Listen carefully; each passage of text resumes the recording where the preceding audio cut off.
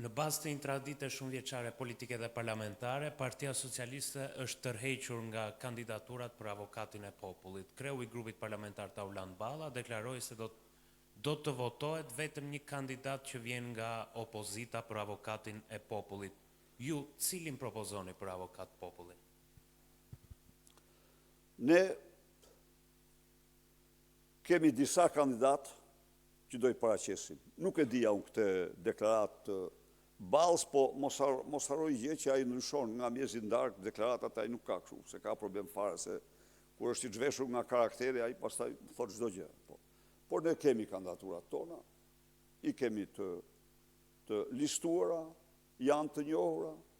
Njëri prej tyre, zoti Besim Regjoni, ka qenë në seancë, kemi realist, domethënë që ai në çdo lloj kodi të rrytarisë parlamentare, ai duhet ishte votuar, por dhe duhet votohet. Pastaj janë kandidatura tjera, të cilat Partia Demokratike i mbështet. Pra ne nuk kemi disa kandidatura.